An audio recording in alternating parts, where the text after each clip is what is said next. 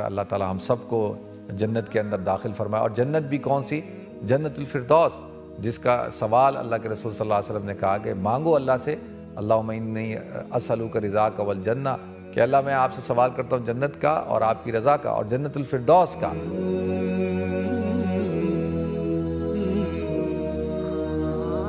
الحمدللہ رب العالمین والعاقبۃ للمتقین والصلاۃ والسلام علی اشرف الانبیاء والمرسلین وعلی آلہ وصحبہ اجمعین، اما بعد، فاعوذ باللہ السمیع العلیم من الشیطان الرجیم، بسم اللہ الرحمن الرحیم۔ محترم ناظرین کرام، بزرگان دین اور میری عزیز ماؤں اور بہنوں بھائیوں، السلام علیکم ورحمۃ اللہ وبرکاتہ۔ ناظرین، اکثر لوگوں کے ذہنوں میں ایک سوال اٹھتا ہے کہ ایک تو حشر کا میدان کہاں قائم ہوگا، اور دوسرا جو پل صراط ہے، پل صراط کی کیا حقیقت ہے، اور پل صراط یعنی الصراط کا جو پل ہے، عربی میں پل تو جسر کو کہتے ہیں، اور حضور اکرم صلی اللہ علیہ وسلم نے بھی ان الجسر یعنی جو پل ہے، ادق من الشعرۃ و احد من السیف، کہ وہ بال سے زیادہ باریک اور تلوار سے زیادہ تیز ہے۔ تو اس حدیث میں اللہ کے رسول صلی اللہ علیہ وسلم نے اس صراط کا جو پل ہے اس کے لیے جسر کا لفظ استعمال کیا ہے، جس کو عربی میں آج کل پل کو آج کل کبری کہتے ہیں، اور جسر ویسے تو جسر کہا جاتا ہے، جسر کہا جاتا ہے۔ تو یہ کہاں پر قائم ہوگا، اس کی کیا حقیقت ہے، کیا اس کا جو ہے وہ محل وقوع ہے، تو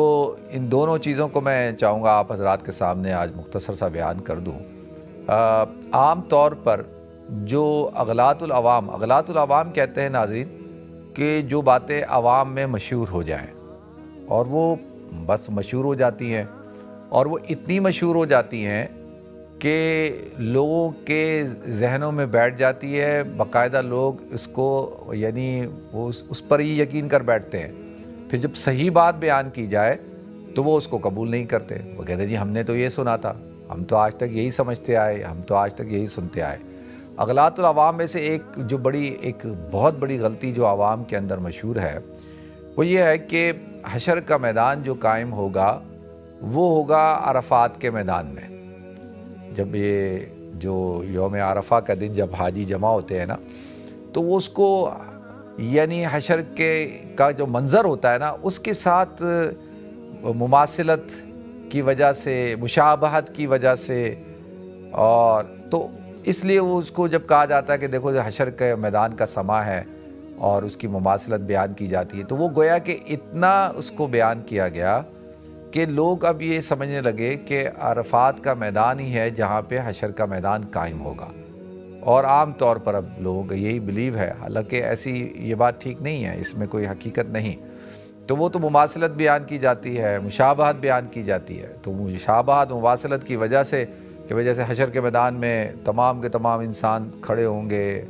اور جو ہے اللہ کے دربار میں، اور اس طرح کا منظر ہوگا، تو اس کو بیان کرتے ہوئے تو لوگوں نے یہ سمجھ لیا کہ عرفات کے میدان میں ہی حشر کا میدان قائم ہوگا۔ تو ایک تو یہ بہت بڑی غلطی ہے ناظرین، اس کو ہمیں سمجھنے کی ضرورت ہے کہ سب سے پہلی بنیادی چیز یہ ہے کہ جو ارض المنشر والمحشر ہے، وہ سرزمین شام یعنی بلاد شام، ارض مقدسہ، بارکنا حولہ، جس کے گرد اللہ تعالیٰ نے برکتیں رکھی ہے، تو یہ جو جہاں پہ مسجد اقصیٰ قائم ہے، اب یعنی اس بات کی تو وضاحت نہیں کی گئی کہ بھئی جہاں مسجد اقصیٰ قائم ہے وہیں پہ حشر کا میدان قائم ہوگا، بلکہ اس بات کو تو حضور اکرم صلی اللہ علیہ وسلم نے بیان کیا کہ وہ ارض المنشر والمحشر ہے، یعنی جمع ہونے کی جگہ اور اٹھائے جانے کی جگہ۔ تو حضرت میمونہ نے جب حضور اکرم صلی اللہ علیہ وسلم سے پوچھا یا رسول اللہ ہمیں آپ مسجد اقصیٰ کے بارے میں آپ بتائیں، تو اللہ کے رسول صلی اللہ علیہ وسلم نے بتایا کہ وہ ارض المنشر والمحشر ہے، اور تم میں سے جو شخص وہاں پہنچ سکتا ہو تو اس کو چاہیے کہ وہاں جا کر نماز پڑھے، اور جو نہیں پہنچ سکتا تو وہ وہاں پر جو ہے وہ تیل بھجوائے، اور اس تیل سے جب چراغ جلایا جائے گا تو گویا کہ ایسے ہی ہے جیسے کہ اس نے وہاں پہ نماز پڑھی، اور وہاں پہ نماز پڑھنا 1000 نماز پڑھنے سے زیادہ، کہیں اور پہ نماز پڑھنا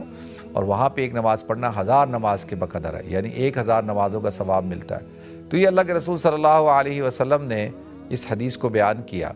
تو اس سے، اور امام مسلم رحمۃ اللہ علیہ نے اور کئی احادیث کے اندر بھی یہ بات بیان کی گئی ہے کہ ارض المنشر والمحشر جو ہے وہ بلاد شام۔ اچھا، بلاد شام کے اندر ناظرین، یہ جو آج کا جو موجودہ شام ہے نا، جس کو سیریا کہا جاتا ہے، یہ تو اب ایک ملک بن گیا۔ حالانکہ جو فرسٹ ورلڈ وار سے پہلے کا جو اگر آپ نقشہ اٹھا کر دیکھیں تو جو بلاد شام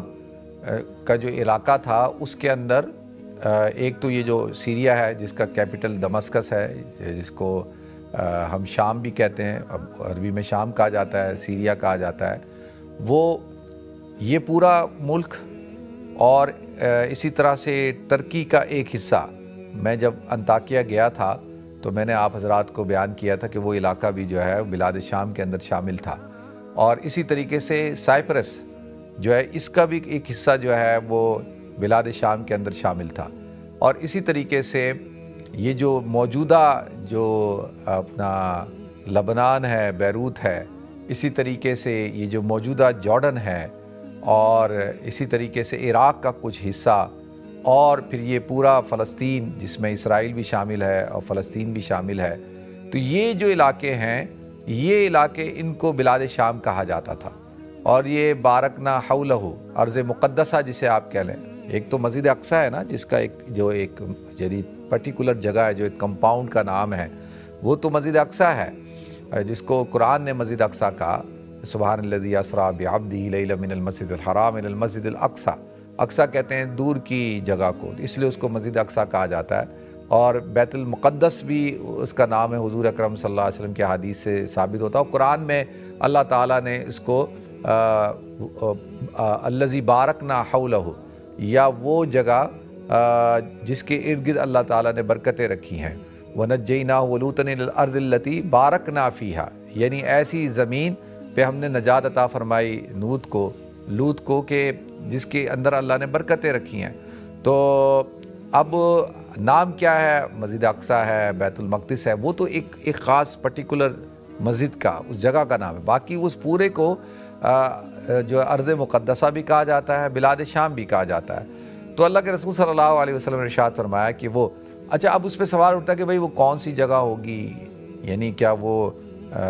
جو جہاں پہ مسجد اقصی قائم ہے، کیا وہاں پہ وہ جگہ ہوگی؟ تو اب اس میں یعنی وضاحت کے ساتھ نشاندہی تو نہیں کی گئی، لیکن اکثر علماء کی رائے ہے کہ بھئی اسی علاقے میں، اسی جگہ پہ ہوگا، کیونکہ یہی وہ جگہ ہے جہاں پر اللہ کے رسول صلی اللہ علیہ وسلم نے انبیاء کی امامت کی، اور یہی وہی جگہ ہے کہ جہاں سے اللہ کے رسول صلی اللہ علیہ وسلم کا جو سفر ہوا آسمانوں کا، وہ بھی یہاں سے ہوا،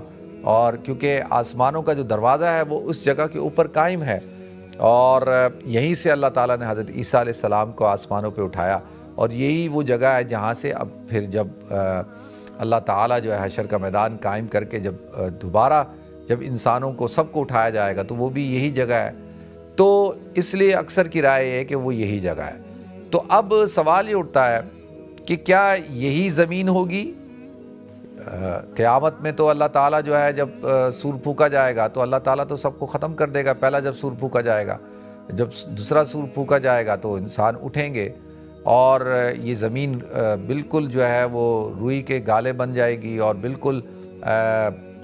پہاڑ جو ہے وہ بالکل ختم ہو جائیں گے، آسمان اور زمین اللہ تعالیٰ اس کو لپیٹ دے گا، اور یہ تو قیامت میں تو یہ سب کچھ ختم ہو جائے گا۔ تو کیا یہی وہ زمین ہوگی یا کوئی دوسری زمین ہوگی، یا اللہ تعالیٰ جو ہے وہ کیا کرے گا؟ یعنی اس کے حوالے سے کیا اسلام کہتا ہے؟ دیکھیں، یہ جو قرآن کی آیت ہے نا، یوم تبدل الارض غیر الارض والسماوات وبرزوا للہ الواحد القہار، کہ اللہ تعالیٰ آسمانوں اور زمینوں کو کیا کر دے گا؟ بدل دے گا، اور تم سب اپنے رب کے سامنے جو قہار ہے، واحد القہار ہے، اس کے سامنے حاضر کیے جاؤ گے۔ تو یوم تبدل الارض غیر الارض والسماوات، تو اب علماء کی اس بارے میں دو رائے ہیں۔ ایک رائے تو یہ ہے کہ بھئی زمین یہی ہوگی، اس کی صفت کو بدل دیا جائے گا۔ صفت کو بدلنے کا مطلب کیا ہے کہ بالکل یہ اس کے اوپر جو پہاڑ ہیں اور ٹیلے ہیں یہ درخت ہیں، یہ ساری چیزیں، ان سب کو ختم کر دیا جائے گا، بالکل ایک چٹھیل میدان بنا دیا جائے گا، بالکل وہ ایک چٹھیل میدان ہوگا۔ اور اس کی یہ بالکل ایسے کہ ایک جو آدمی جو ہے کھڑے ہو کر اگر نگاہ دوڑائے تو اس کو آخر انسان تک جو ہے وہ کوئی چیز مانے نہیں ہوگی دیکھنے میں، بالکل اسٹریٹ کر دے گا اللہ تعالیٰ اس کو، اور اس کی یہ صفت ختم ہو جائے گی۔ اور دوسری یہ ہے کہ بھئی اللہ تعالیٰ جو ہے وہ زمین کو ہی بدل دیں گے، یعنی یہ جو کائنات ہے، کائنات تو ختم ہو جائے گی، قیامت میں تو اللہ تعالیٰ سب کچھ ختم کر دیں گے، چاند اور سورج کی روشنیاں معدوم ہو جائیں گی، منہدم ہو جائیں گی، اور جو ہے وہ اللہ تعالیٰ زمین آسمان کو سب کو ختم کر دیں گے۔ تو اب کیا ہے کہ اللہ تعالیٰ جو ہے یہ زمین کی ایک نئی زمین، یعنی وہ نئی زمین کیا کہ اللہ تعالیٰ اس کو تخلیق کریں گے، وہ زمین ہوگی کس کی؟ چاندی کی، اور آسمان ہوگا سونے کا، اور تقریباً 1 میل کی مسافت پہ جو ہے وہ سورج ہوگا، اور چاند اور اس کی روشنی جو ہے بالکل ختم ہو چکی ہوگی۔ اور اسی لیے تو آتا ہے کہ حدیث کے اندر آپ پڑھیں تو کل قیامت کے دن جو ہے لوگ اپنے اعمال کے بقدر کس پہ ہوں گے؟ پسینے میں ڈوبے ہوئے ہوں گے۔ جو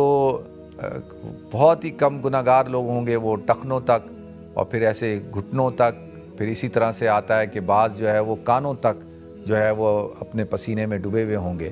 تو یہ کیوں؟ کیونکہ زمین کی جو ہے وہ شدت، سورج کی شدت، اور سورج جو ہے وہ 1 میل کی مسافت پہ ہوگا، ایک حدیث میں آتا ہے کہ 1.25 نیزے کے بقدر ہوگا، اور اتنا زیادہ اس کی تپش ہوگی۔ تو اب سوال یہ اٹھتا ہے کہ بھئی لوگ جل کیوں نہیں جائیں گے؟ تو اللہ تعالیٰ اس جسم کی اس ساخت کو ختم کر دے گا، اور وہ یعنی برداشت، یعنی اتنا زیادہ اس کے اندر جو ہے تکلیف اور حدت ہوگی کہ وہ پسینہ آتا جائے گا، اور انسان اپنے گناہوں کے بقدر جو ہے وہ اس میں ڈوبتا چلا جائے گا۔ تو لہذا اب کیا ہوگا کہ اللہ تعالیٰ نے جو ہے اب یوم تبدل الارض غیر الارض والسماوات، تو اب اللہ تعالیٰ اس زمین کو ہی اس طرح سے بنا دے گا۔ تو اب ایک بات تو یہ ذہن میں بٹھا لینی چاہیے کہ بھئی کیا جب قیامت قائم ہوگی تو حشر کا میدان جو قائم ہوگا کیا وہ اس زمین پہ ہوگا؟ تو اس کا میں نے جیسے عرض کیا کہ زمین کی صفت کو اللہ بدل دے گا، یہ سب کچھ ختم، سب کچھ چٹیل میدان ہوگا، بالکل کسی قسم کا کوئی رکاوٹ نہیں ہوگی، کوئی نظر دوڑانے کے لیے، آگے دیکھنے کے لیے کسی قسم کی کوئی پردہ نہیں ہوگا، کوئی حجاب نہیں ہوگا، اور اسی طریقے سے جو ہے زمین جو ہے وہ چاندی کی ہو جائے گی، اور آسمان سونے کا ہوگا۔ اور یہ صفات اللہ تعالیٰ نے جو ہے یعنی حضور اکرم صلی اللہ علیہ وسلم نے احادیث کے اندر بیان کی۔ تو اب یہ حشر کا میدان ہے ناظرین، حشر کا میدان قائم ہوگا، اور اب ایک بات تو یہ سمجھ میں آ گئی کہ وہ یہ کہاں پہ ہوگا۔ اس کے بارے میں نے جیسے آپ کو عرض کر دیا کہ وہ بلاد شام اور ارض مقدسہ، اور زیادہ علماء کی رائے یہ ہے کہ جہاں مسجد اقصیٰ ہے اسی کے احاطے کے اندر ہوگا۔ باقی واللہ عالم، حقیقت تو اللہ جانتا ہے۔ یہ تو ہو گئی بات کس حوالے سے؟ حشر کے میدان کے حوالے سے۔ اور اب رہ گئی بات کہ پل صراط۔ یہ پل تو ہم اردو زبان میں کہتے ہیں نا پل اس کو، لیکن عربی میں اس کو جسر کہا جاتا ہے، اور آج کل کبری کہا جاتا ہے۔ جب بھی آپ جائیں گے نا کہیں گے کہ وراء الکبری یا قریب من الکبری، تو کبری جو ہے اس کا لفظ پڑ چکا ہے، لیکن عربی میں اس کو جسر کہا جاتا ہے۔ اچھا، اب وَإِن مِّنكُمْ إِلَّا وَارِدُهَا كَانَ عَلَىٰ رَبِّكَ حَتْمًا مَّقْضِيًّا ثُمَّ نُنَجِّي الَّذِينَ اتَّقَوْا وَنَذَرُ الظَّالِمِينَ فِيهَا جَثِيًّا۔ اب اس آیت سے علماء نے، مفسرین نے بیان کیا ہے کہ ہر شخص اس کے اوپر وارد ہوگا۔ وَإِن مِّنكُمْ إِلَّا وَارِدُهَا كَانَ عَلَىٰ رَبِّكَ حَتْمًا مَّقْضِيًّا۔ تو اب یہ دیکھیں کہ اب جو پل صراط ہے، جو ہم اب لفظ استعمال کرتے ہیں تو پل صراط استعمال کرتے ہیں نا، اور امام بخاری رحمۃ اللہ علیہ نے باب الصراط لفظ قائم کیا ہے، جسر علی الجہنم، یعنی باب الصراط جسر علی الجہنم، یعنی باب صراط کا، صراط کہتے ہیں راستے کو، اور جسر کہتے ہیں پل کو، علی الجہنم، جہنم کے اوپر جو قائم کیا جائے گا۔ تو اس سے یہ بات پتہ چلی کہ جو پل صراط، ابھی جب میں جیسے لفظ استعمال کروں گا نا جی، پل صراط کا پل، یعنی پل بھی کہہ رہا ہوں صراط کے ساتھ، پھر پل بھی، وہ اس لیے کہ آپ لوگوں کو سمجھاؤں، صراط کا جو پل ہے، یعنی اردو میں آپ اس طرح سے سمجھ لیں کہ صراط کا جو پل ہے وہ کہاں قائم ہوگا؟ وہ اللہ تعالیٰ جو ہے جہنم کے اوپر قائم کرے گا، اور اس سے ہر شخص کو گزرنا ہے۔ وَإِن مِّنكُمْ إِلَّا وَارِدُهَا كَانَ عَلَىٰ رَبِّكَ حَتْمًا مَّقْضِيًّا۔ اب کیا ہے، ثُمَّ نُنَجِّي الَّذِينَ اتَّقَوْا، اور جو متقی ہوں گے وہ نجات پا جائیں گے، اور جو گناہگار اور جو ظالم لوگ ہوں گے وہ کیا ہوں گے، گھٹنوں کے بل کٹ کٹ کے اس کے اندر گر جائیں گے۔ اب ناظرین، اللہ کے رسول صلی اللہ علیہ وسلم نے اس کی جو حقیقت بیان کی ہے وہ یہ بیان کی کہ امام مسلم رحمۃ اللہ علیہ نے بھی اس حدیث کو بیان کیا، ان الجسر ادق من الشعرۃ، کہ جو پل ہے وہ بال سے زیادہ باریک ہے، اور واحد من السیف، اور سیف سے، تلوار سے زیادہ تیز ہے، اور اس کی مسافت کے حوالے سے ہے کہ 15,000 میل کی اس کی مسافت ہوگی، 5,000 چڑھائی، 5,000 اترائی، 5,000 پھر یعنی لمبائی اور پھر اترائی، یعنی 15,000 کی مسافت کا اس کا وہ ہوگا، یعنی اس کا سفر۔ اور حضور اکرم صلی اللہ علیہ وسلم نے ارشاد فرمایا کہ اس کے اوپر جو پل ہے اس کے اوپر وہ عرب کے اندر کانٹے ہوتے ہیں جو ٹیڑھے ہوتے ہیں بڑے، جس کے اندر بندہ الجھ جاتا ہے، اس کو بڑی آسانی کے ساتھ، جہاں پہ وہ کانٹوں کا درخت ہوں تو وہ گزر نہیں سکتا، اور اردو میں اس کو آنکڑے بھی کہا جاتا ہے، یعنی بڑی مشکل کے ساتھ آدمی جو ہے اس سے پار ہوگا، تو اس کو عربی میں ویسے کہتے ہیں سعدان۔ سعدان ان کانٹوں کو کہا جاتا ہے جو ٹیڑھے ہوتے ہیں اور بڑے نوکیلے ہوتے ہیں، اور جس کے اندر بندہ پھنس جائے تو نکل نہیں سکتا، تو اس کے اوپر اس طرح سے وہ آنکڑے اور جو ہے وہ کانٹے لگے ہوئے ہوں گے، اور اس کی جو شارپنس ہے وہ تلوار سے زیادہ تیز ہوگی، اور جو باریک ہے یعنی وہ جو جتنا یعنی اس کی جو باریکی ہے وہ بال کی دیکھیں، کیا بال ابھی آپ دیکھیں کتنا باریک ہوتا ہے، یعنی اتنا شارپ ہوگا اور اتنا تیز دھار آلے کی طرح ہوگا کہ اب حضور نے فرمایا کہ جو تو نیک لوگ ہوں گے، صلحاء اور اللہ کے جو مقرب بندے ہوں گے، وہ جیسے کہ آنکھ جھپکنے کی، پلک جھپکنے کی تیزی ہوتی ہے نا، دیکھیں یہ جو تیزی ہے نا، یہ اسپیڈ آف لائٹ کا بھی مقابلہ نہیں کر سکتی۔ ایک تو نا اسپیڈ آف لائٹ ہوتی ہے، لائٹ کی جو رفتار ہوتی ہے، ایک ہوتا ہے کہ آپ کی جو آنکھ کی یوں آنکھ بند کریں اور کھولیں، کتنی یعنی سیکنڈ بھی نہیں لگتے، تو اتنی تیزی کے ساتھ جو ہے لوگ گزر جائیں گے، جو اللہ کے مقرب اولیاء کرام ہوں گے، اللہ کے ولی ہوں گے، جو نیک صلحاء ہوں گے، اور پھر دوسرے درجے میں وہ لوگ ہوں گے جو برق کی تیزی کی طرح، جو تیزی یعنی بجلی کی تیزی کی طرح گزریں گے۔ پھر اسی طریقے سے لوگ جو ہے وہ جو سواریاں ہوتی ہیں، عمدہ سواریاں ہیں، جیسے تیز رفتار گھوڑا، اونٹ، اس طریقے سے ان سواریوں کی طرح گزریں گے۔ کچھ لوگ ہوں گے جو گھسیٹ کر منہ کے بل چل رہے ہوں گے، اور جو ہے وہ اس طرح سے زخم کھاتے ہوئے جو ہے وہ گزریں گے، اور کچھ لوگ جو ہے وہ کٹ کے اس کے اندر جو ہے گر رہے ہوں گے، ان میں سے کچھ گناہگار بھی ہوں گے، پھر حضور اکرم صلی اللہ علیہ وسلم ان کے بارے میں شفاعت کریں گے، اور جس سے ان کو نجات ملے گی۔ تو اب یہ پل کہاں پہ قائم ہوگا ناظرین، یہ کس جگہ پہ ہوگا؟ تو یہ بات تو طے ہے کہ بھئی وہ حشر کے میدان میں ہوگا، اور یعنی حضور اکرم صلی اللہ علیہ وسلم سامنے کھڑے ہوں گے، تو وہ تو قرآن میں اللہ تعالیٰ نے حشر کے میدان کی تفصیل بیان کی ہے، مختلف آیتوں کے اندر، احادیث کے اندر بھی بیان کی ہے کہ بھئی جب سب سے پہلے حشر کے میدان میں جمع کیا جائے گا، اور جیسے میں نے عرض کیا کہ لوگ نفسا نفسی کے عالم کے اندر ہوں گے، اور ہر نبی کی امتی جو ہے اپنے نبی کے پاس جائیں گے کہ بھئی کہ کم سے کم حساب کتاب تو شروع ہو، والوزن یومئذ الحق ونضع الموازین القسط لیوم القیامہ فلا تظلم نفس شیئا۔ تو اب وہ بھی کہیں گے کہ آج کے دن تو اللہ کے دربار میں کسی کی سنوائی نہیں ہو سکتی سوائے ایک شخص کے، جو کہ محمد صلی اللہ علیہ وسلم ہے، تو لہذا سارے حضور اکرم صلی اللہ علیہ وسلم کے پاس تشریف لائیں گے، حضور اکرم صلی اللہ علیہ وسلم کی شفاعت پر اور آپ کی گزارش پر، اور اللہ تعالیٰ کے دربار میں آپ گزارش کریں گے کہ حشر کا میدان کے اندر حساب کتاب کو شروع کیا جائے، تو لہذا ناظرین حساب کتاب شروع ہوگا۔ اسی لیے تو حضور اکرم صلی اللہ علیہ وسلم اکثر دعا مانگا کرتے تھے، اللہم حاسبنی حسابا یسیرا، کہ اللہ تو میرے حساب کو آسانی سے میرا جو محاسبہ کر، یسیرا جلدی کے ساتھ کر۔ تو اب عائشہ صدیقہ رضی اللہ تعالیٰ عنہ نے پوچھا کہ بھئی اس کا کیا مطلب ہے؟ بھئی اگر حساب کتاب شروع ہو گیا تو وہ تو پھر جب دفتر کھل گیا تو پھر تو بھئی ایک ایک چیز کا حساب ہوگا، پوچھ گچھ ہوگی، لیکن تو اس کا کیا مطلب ہے؟ کہا کہ بس یسیرہ اللہ تعالیٰ بس اعمال نامے پہ نگاہ ڈالے اور کہے بس ٹھیک ہے اس کا حساب ہو گیا. یعنی وہ جو چیزیں ہیں یعنی ایک ایک چیز کے اندر، جیسے یہاں پہ جب آڈٹ ہوتا ہے تو آڈیٹر ایک ایک چیز کے اندر گھستے ہیں نا، آپ سے ایک ایک چیز، ایک ایک پینی کا سوال پوچھا جاتا ہے اور ایک ایک چیز کا پوچھا کدھر سے آیا کدھر گیا. تو اسی طریقے سے تو حضور صلی اللہ علیہ وسلم یہ دعا مانگا کرتے تھے، وہ اپنے لیے نہیں، وہ تو ہمارے لیے مانگتے تھے. وہ تو میں اور آپ ہم سب کے لیے کہ بھئی اللہم حاسبنی حسابا یسیرا، کہ اللہ تو ہم سب کا حساب جو ہے وہ سرعت کے ساتھ لے لے. بلکہ بغیر حساب کتاب کے اللہ تعالیٰ جو ہے جنت کے اندر داخل کر دے. ایسے لوگ بھی ہوں گے، بعض روایت میں آتے ہیں 70,000 اور بعض میں آتا ہے 70 لاکھ لوگ ہوں گے جو بغیر حساب کتاب کی جنت کے اندر داخل ہوں گے. تو اللہ تعالیٰ ہمیں بھی اس میں داخل کر دے. تو لہذا اب جب یہ